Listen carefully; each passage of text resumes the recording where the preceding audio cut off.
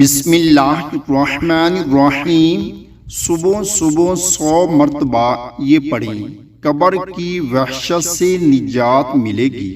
رسول اللہ صلی اللہ علیہ وآلہ وسلم نے ارشاد فرمایا، جو شخص ہر روز 100 مرتبہ لا الہ الا اللہ الملک الحق المبین، لا الہ الا اللہ الملک الحق المبین پڑھے گا تو اس کو فقر و تنگ دستی سے نجات ملے گی، قبر کی وحشت سے نجات ہوگی، مال و دولت سے نوازا جائے گا اور اس کے لیے جنت کے دروازے کھول دیے جائیں گے۔